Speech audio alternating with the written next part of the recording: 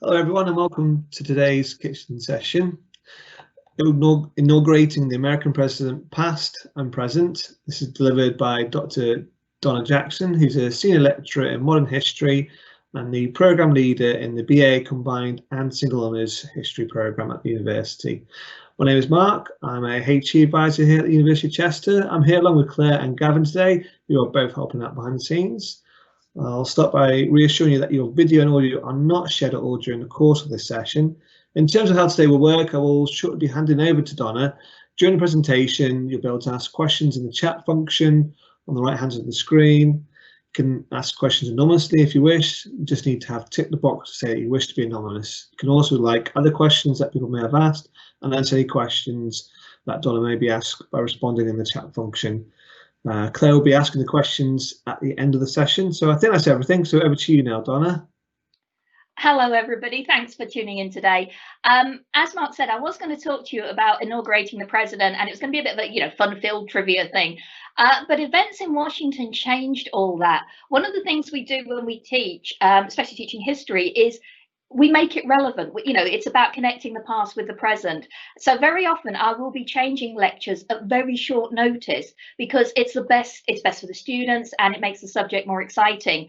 So today, because of what's been happening in Washington, obviously we're touching on the inauguration, but we're mostly going to talk about what is going on, the riot at the Capitol, and the impeachment of the current president before the new one ever gets in. So just for a bit of background for context, for those of you who might not be that familiar with American politics, the basis to start with is that the United States is a country that is governed by law, not by a person. The rule of law is what matters. So the American political system, which is one of checks and balances, separation of powers, but also checks and balances, 3 branches of government, but that they have oversight over each other. So if one branch isn't quite doing what they should, another branch could control it. If the president is seen to be not following the law, the branch of Congress, for example, can do something about that, because it's not the president who is who is the governor, the king, if you like, the American version of the king. There is nothing like that. It's about the rule of law. So the president can be controlled by Congress. In order to do that, of course, they have to know what the president is supposed to do. What is he allowed to do according to the Constitution? Well, it's basically summed up in his presidential oath of office. He says this: I do solemnly swear that I will faithfully execute the office of President of the United States and will, to the best of my ability, preserve, protect, and defend the Constitution of the United States. And when it says execute the office, what that means is it's his job to make sure the laws passed by Congress are carried out. That is pretty much what the president has to do. If he doesn't, then Congress has the power to do something about it through the oversight system. And that process is called impeachment. Article 2 of the Constitution says this: the president, vice president, and all civil officers of the United States shall be removed from office on impeachment for and conviction of treason, bribery, or other high crimes and misdemeanors. Constitution sets out the process. It starts in the House of Representatives. They bring the charge and vote to see whether that charge is upheld. If it is, then the process moves to the Senate, who put the president on trial, hear the evidence, and then deliver their verdict. If 2/3 of the senators agree that the president is guilty, then he is fully impeached and removed from office. So that is the process that's going on at the moment. Why is it happening to Donald Trump? This is the question for today. Well, on January 6th this year, Congress was meeting in joint session to count the Electoral College votes relating to the new incoming president and to certify, or in other words, to confirm the outcome. Now, it's a constitutional requirement that they do this. This is set by law. This is how the process has to happen. So this is the law that must be obeyed. At the same time, Donald Trump held a rally just outside the White House, spoke to the crowd there, thousands of people, we now know, for over an hour, talking about the election, about how it had been stolen from him, and basically saying to them, well, not even basically, he said to them, we will all march down to the Capitol. I'll come with you, he said, and we will make sure that this election result is what it should be. What it should be, of course, being Donald Trump's version of what it should be. So the crowd did that. They marched down, Trump finished his speech, they marched down Pennsylvania Avenue to the Capitol, were gathered outside, and then it went from being a protest, which of course is perfectly allowed, guaranteed by the Constitution, the First Amendment, the right to peacefully protest, but it went from being a protest into a riot. The crowd invaded the Capitol, they broke in. Many people since have got quite cross about calling these people at this point protesters. Joe Biden, the president-elect at the moment, he said this, he said, they weren't protesters, don't dare call them protesters. They were a riotous mob, insurrectionists, domestic terrorists. It's that basic, it's that simple. We'll come back to a bit why Joe Biden was saying that a bit later. Trump was seen as being the reason for this invasion of the Capitol, this riot inside the Capitol building. And on January 13th, last week, he was impeached successfully by the House of Representatives for the second time. At this point, he made history. He said he wanted to go down in history. I'm not sure this is the way he was planning it, but he has gone down in history now, the only president to have been impeached twice. There's one article, so one charge against him, which is the charge of incitement of insurrection. And in the text of the article of impeachment, it says this: in violation of his constitutional duty to take care that the laws be faithfully executed, Donald J. Trump engaged in high crimes and misdemeanors by inciting violence against the government of the United States. So that's a charge against him. And three specific examples were given within that charge. Now, the first of these was that Trump was repeatedly engaging in what has been called the big lie. This claim that he won the 2020 election, that Joe Biden's votes were all fraudulent and fake, and that nobody had voted for Joe Biden, which is obviously a little bit extreme, but that enough of the votes were fake. Now, not the first time in American history that election results have been challenged, and it is, according to the law, there is a legal way to do it by bringing lawsuits. Donald Trump brought over 60 lawsuits. I think the last count is 63, all went to court. Every single one was thrown out by judges, many of them in Republican-controlled states, so this isn't just a partisan thing, thrown out, every single one, because there was absolutely no evidence to support Trump's allegation that he had not won the election. In the article of impeachment, it says this: shortly before the joint session commenced, President Trump addressed a crowd of his political supporters nearby. There he reiterated false claims that we won this election and we won it by a landslide. That big lie was seen as the main cause for the riot. Now, besides the fact that this was a barefaced lie, because it really, really was, there is a bigger issue here, and it relates to the very heart of American democracy. The basis of American political tradition, America has seen itself as a model for democracy. And one of the reasons is because of this belief in peaceful transfer of power. Now, this dates back to 1800. This is a kind of one of the fun trivia things, a bit of history from a historian. In the election of 1800, there were two contenders, Thomas Jefferson from the, became the Democrat-Republican Party, and John Adams, who represented the Federalist Party. Now, before this election, I've just said they're associated with political parties. Before this election, there were no political parties in America. George Washington hated them. There is no mention of them in the Constitution. But these two men, Adams and Jefferson, had completely different visions for the future of America.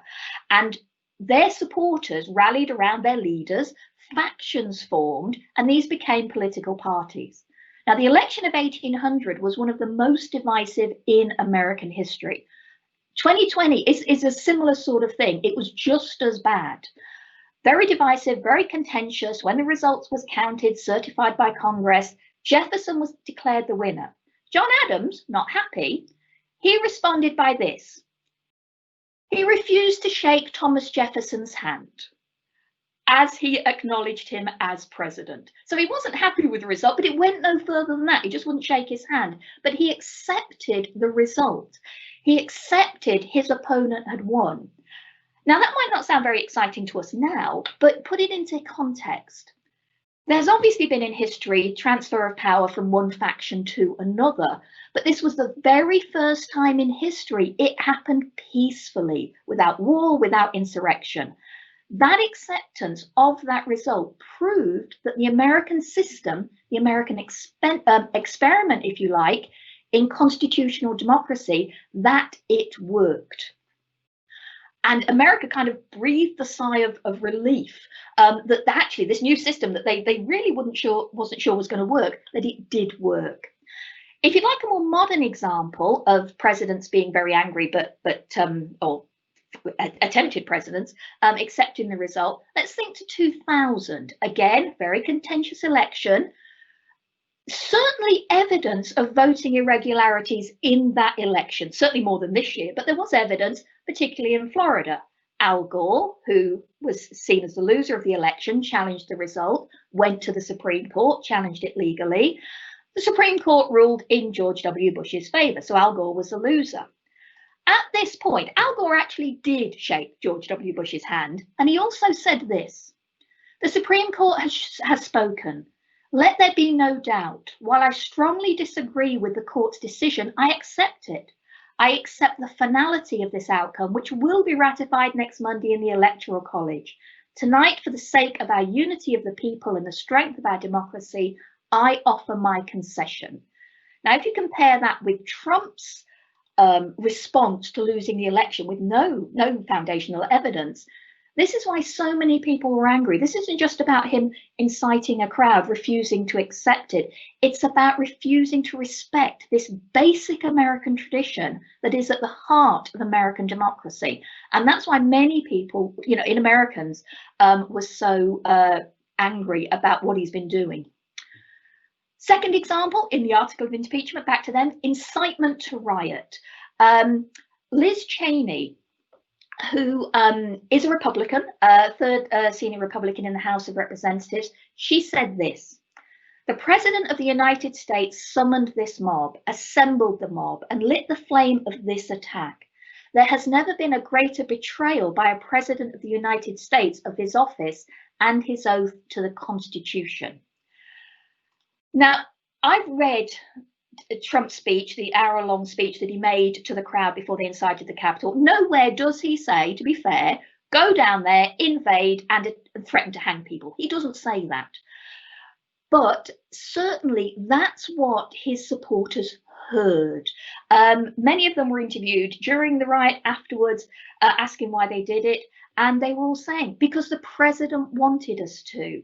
A CNN reporter was inside the Capitol covering just the certification of the vote, and some of the crowd who'd broken in saw him with his phone, and he said they were going up to him and saying, "Have you heard anything from the president? Where does he want us to go next? What does he want us to do next?" So there was a strong belief among the people taking part in this riot that they were there because they were doing the president's bidding. He may not have explicitly said it, but they certainly were incited by it. And this leads us to the next sort of issue with his role as president. Even if you accept he didn't incite this riot, what is evident, he did nothing to stop it. Now think about the images you've seen of that day. These people breaking into the Capitol, smashing their way in, waving the Confederate flag, the symbol of treason, basically, wearing T-shirts with slogans like 6MWNE. Now, if you don't know what that stands for, it stands for, and I'm sorry, this is a horrible thing to say, but it stands for 6 million was not enough. These are the people there. Trump is seeing them, and he did nothing. He did nothing to stop it. Even if it had gone beyond what he wanted, he did nothing to stop it.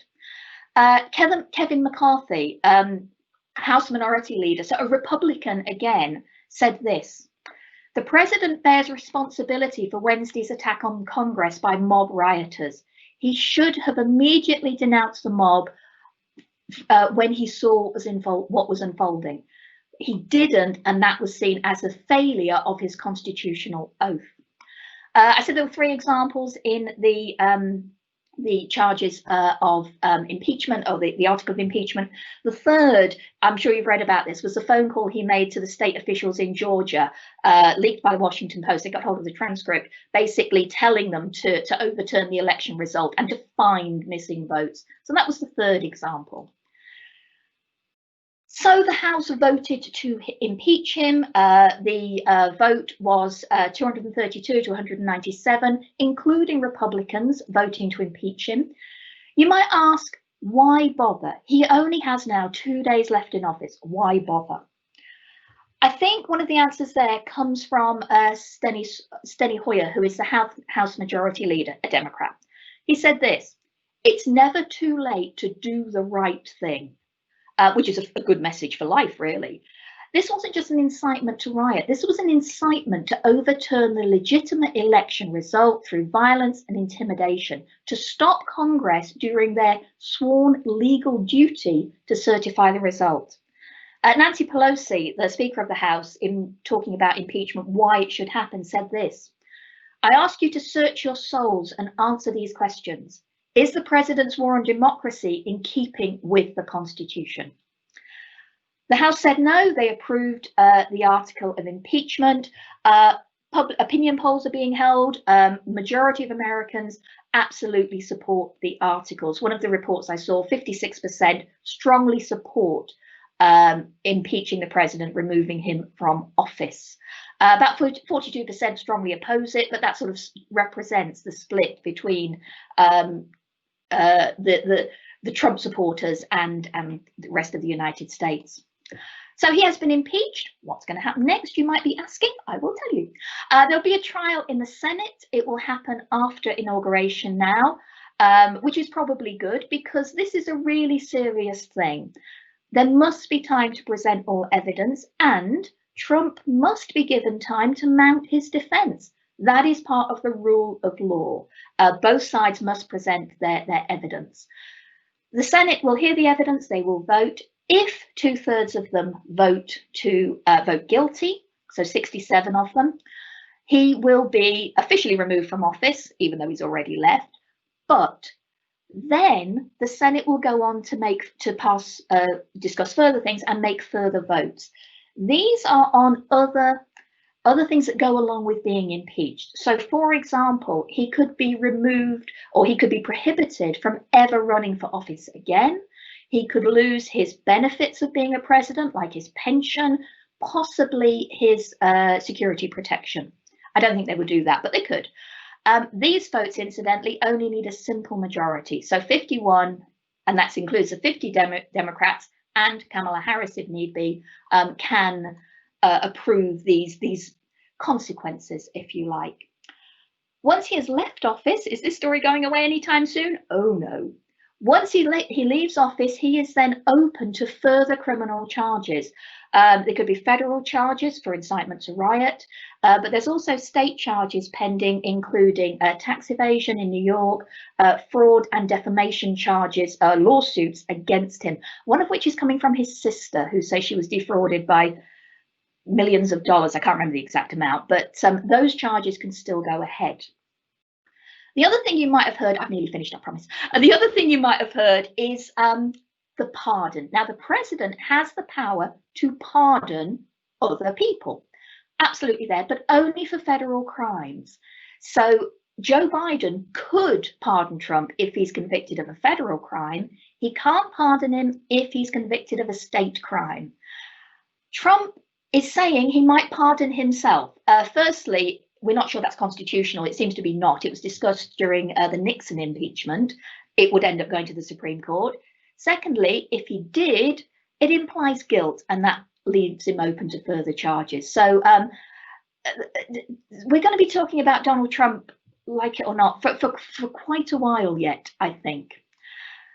I want to leave you with this thought, or finish with this thought, and it's about factions, about extremism in politics. Why does any of this matter to us in the UK? I want to read a quote from George Washington that he said in his farewell address, and he talked about the danger of political parties. He said they were bad. He said they will, this is a quote, serve to organise faction, to give it an artificial and extraordinary force, to put in the place of the delegated will of the nation, the will of a party, often a small but artful and enterprising minority of the community. Now, he said factions could be good. They may, he said, now and then answer popular ends. But, he said, they are likely in the course of time and things to become potent engines by which cunning, ambition and unprincipled men will be enabled to subvert the power of the people and to usurp for themselves the reins of government, destroying afterwards the very engines which have lifted them to unjust dominion. Extremism is bad. Now, there is extremism in politics in the United States, that's plain to see with Trumpism. We have seen elements of it in this country, other countries have it as well. And it is dangerous. It is very dangerous. Healthy debate is great. This is going further. And as a society, I think we need to think about this and consider what we do about it. One way, of course, to deal with extremism is through better education. You know, and as a historian, this is one of the things I try to do. This is using history to try to improve education, to try and make society a better place. And on that hopeful note, thank you for listening. Happy to take questions if you have any. Well, that's brilliant. Thank you so much, Donna. It was really interesting to hear your insights, you know, with your experience and your academic sort of background, you know, to hear your insights into those things that we don't always read in the newspapers necessarily. So we've had quite a few questions in. The first question was an anonymous question, and that says, can it be argued that Trump is more concerned about creating further division throughout America, perhaps because he expected the outcome? I'm not sure he really wants to create further divisions. What he wants to do is consolidate his support and his base. One of the things with Trump, I think, when he became president, he never really got what it was about. Being president is about serving the country, doing what is best for the country. One of the reasons Nixon resigned is he realized he'd messed it up, and for the good of the country, he resigned. I will say that about Nixon. Trump has always served as president to better himself, his position. There are allegations, I must stress allegations. One of the reasons he's carrying on with this big lie is he is raising a lot of money to support his legal campaigns, and that money goes to him. So, you know, again, there allegedly is something there that benefits him, not the country. So I don't think it's about dividing America. If a united America served his purpose, he'd be very happy with that. But it is about serving himself, not the nation. And again, you could argue that undermines his constitutional oath. That's interesting. And Mark asks, how sustainable is the unequal weighting of votes in the Electoral College? And in a similar vein, can the Senate be reformed, as he understands that each state has 2 senators regardless of population? Yeah, to change the voting system itself, to make it more democratic, you would need to abolish the Electoral College. The Democrats want to do this, the Republicans don't, because the Republicans know they will lose power.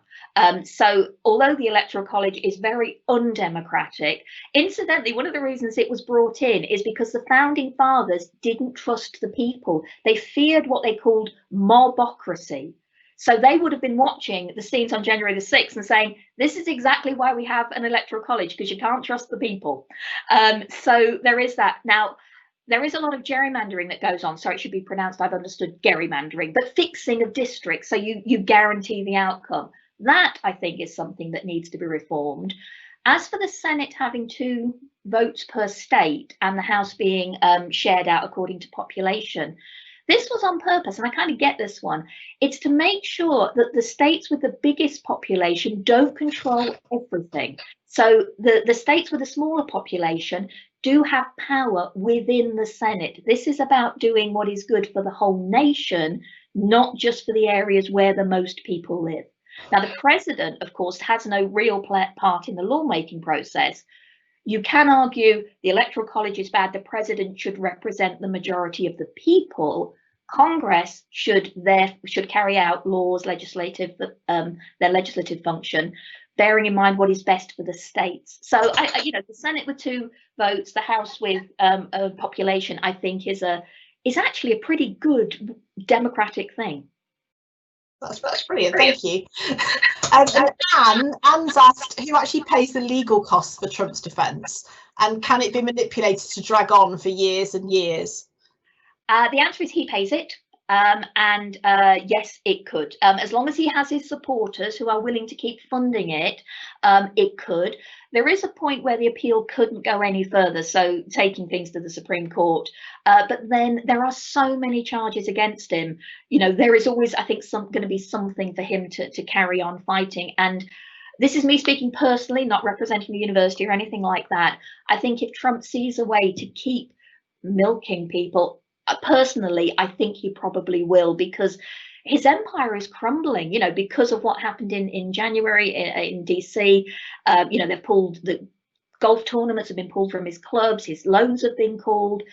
He's in trouble, and I think he will do whatever he can to drag this out, to kind of give him time to rebuild everything.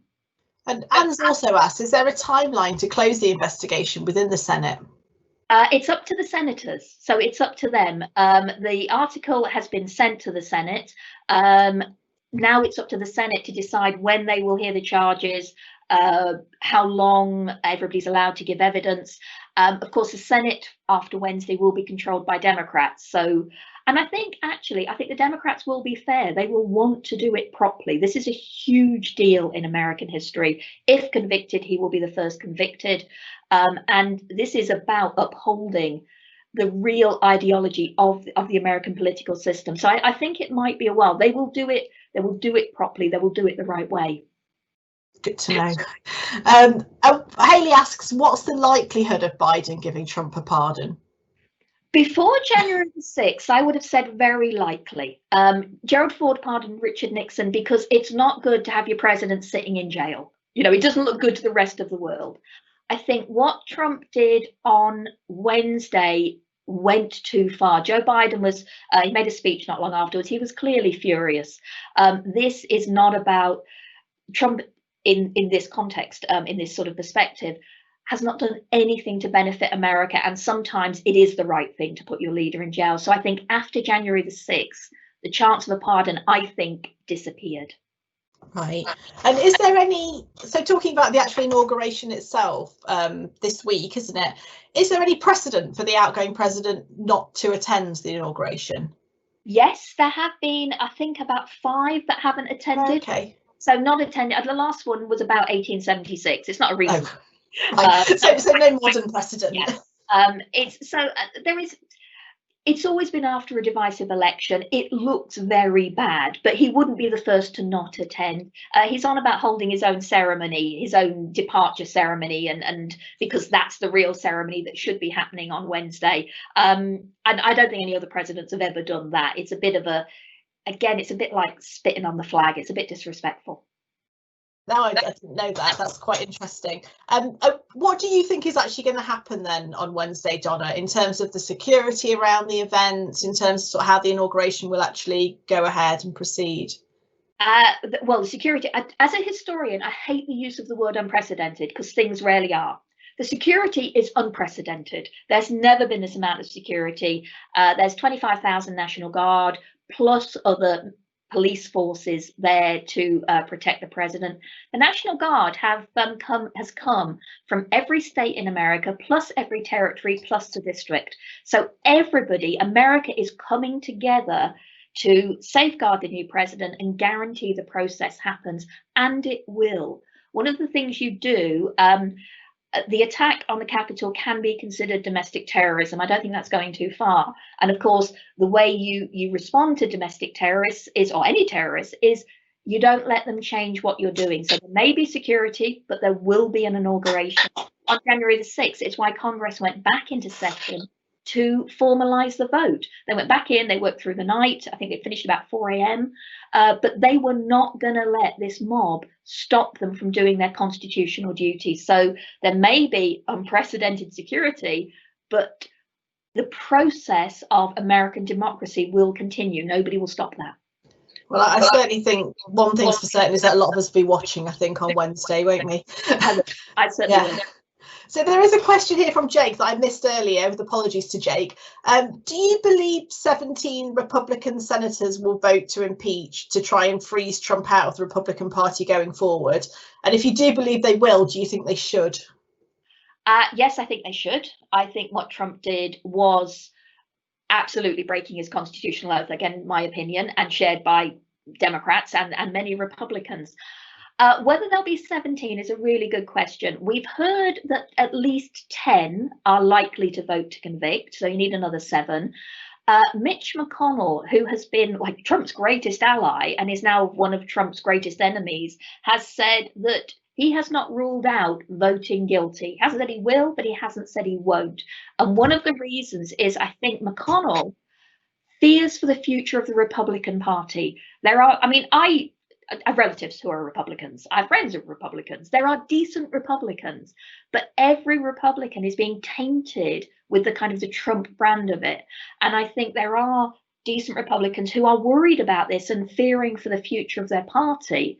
So I think there might be 17.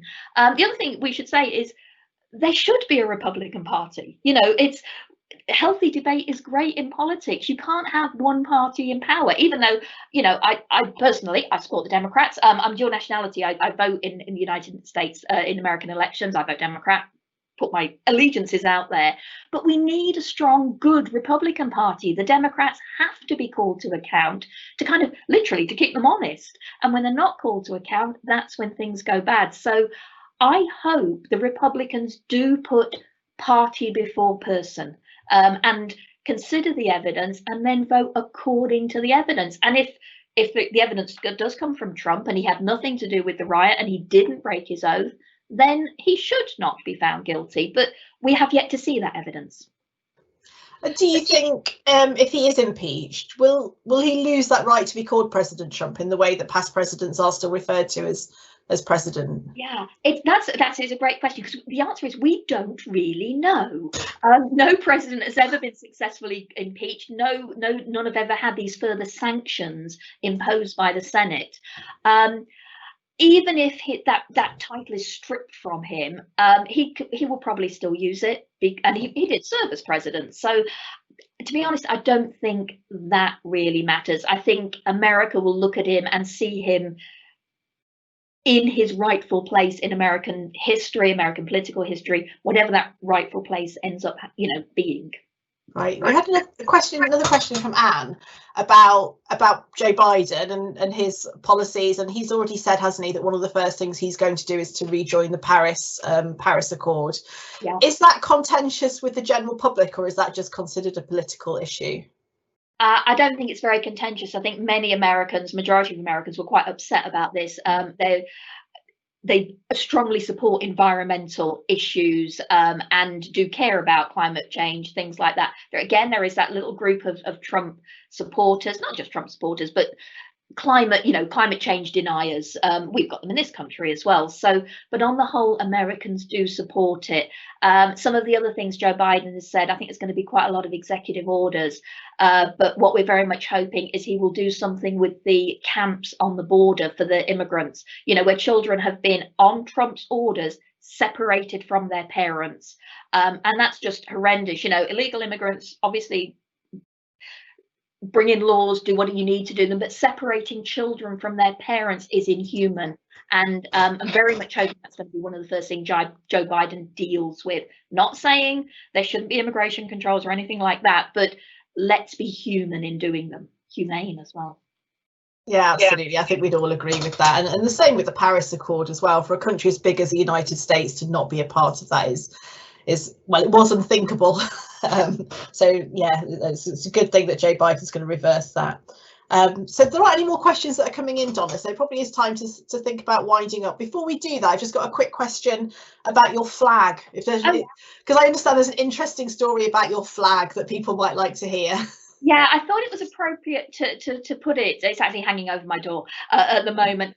Because one of the things that the mob did when they got into the Capitol, they tore down the American flag flying over the Capitol and they flew a Trump banner instead. And the flag behind me, I was an exchange student and I went back and lived in DC for a while, and I interned in Congress, and the flag that's behind me was given to me as a gift by the congressman I worked for, who incidentally was a Republican. His name's Brian Bilbray from San Diego, and he gave me that flag, and it's flown over the US Capitol. So, you know, this is a symbol again of American democracy, and, you know, enough Americans, I honestly think, and I hope, believe in that. And Trumpism is there. It is a serious thing. We have to consider it. Think about what George Washington said. But I honestly do think underneath that America is decent, and Joe Biden will bring that out again. It's going to be difficult, but if anyone can do it, I think Joe Biden and Kamala Harris can do it. And there's me saying there were no more questions, but we have actually had 2 more come in. So just a couple more questions for you, Donna. So Mark has asked, what's the long-term effect of more conservative judges at all levels of the American judiciary? We don't know, but there are serious concerns about issues related to abortion. Now, this is, so it's not saying you should pass a law saying women should have an abortion. It's about the right to choose. Increasingly, states, certainly in the areas where Trump is strong, want to take that right away, to ban any access to abortion. And rulings from the Supreme Court are hinting that the right to an abortion, established by Roe versus Wade in 1973, women can seek an abortion or have the right to choose if they want one or need one. That right could be taken away. Abortion could well be made illegal in the United States, which is, I don't know the right word there. I probably shouldn't use the right word. But also about there was progress during Obama with gay rights. You know, those rights, they may be stripped away. The right to same-sex marriage could be stripped away. The courts have huge power. And Supreme Court, there are 9 people on it at the moment, 6 men, 3 women, and they can control the future of people. And at the moment, there is a conservative majority. So doesn't mean just because Supreme Court justices are conservative, that is the way they would vote. But there is serious concerns about some of the basic freedoms in America, and we can only wait and see what happens and trust that the judges go by the law and not their personal feelings. Supreme Court, I have to say, again, being a bit optimistic, there is proven track record of justices on the Supreme Court doing that. So we can but hope that they abide by the Constitution and not what they might personally think. Yeah, that's really interesting. And one final question then from Jake again. Jake has asked, if Trump's empire falls apart, what will happen to the 75 million people who've just voted for him? That's a great question. And there's a part of me, this is a cynical part of me, that when some of the Republicans were speaking up against him, including Mike Pence, who, you know, went in Congress on January 6th and did his constitutional duty, somebody has to take the reins, take the leadership of the Republican Party. And there is a solid support, a solid base there with some genuine grievances and issues, and somebody has to take the lead. And Trump's credibility perhaps has been destroyed, but somebody has to take over, and somebody will. And I think Mike Pence is seeing himself as maybe stepping into that role, maybe Mitch McConnell as well, you know, about saving the Republican Party. So those 75, can't speak, million people, you know, there is a leader there for them. It's just finding them and hopefully a less extreme leader, let's go with that, who doesn't play to the extreme wing of the party, but does look at the majority of the Republicans and what they need, what they're asking for. That's brilliant. Thank you so much, Donna. It's been really fascinating listening to your insights today. So I'm going to hand back over to Mark just to round up for the day. But thank you very much from me for everything today, Donna. Pleasure. Okay, thanks Donna and Claire and Gavin today. Really fascinating and very topical kitchen session today. So I hope you've enjoyed the session and found it really helpful and useful. We're running many more kitchen sessions throughout the rest of the month. So do check out the schedule and sign up for any others that you might be interested in on the website. So just go to www.chester.ac.uk. And thanks very much and hope you have a good evening.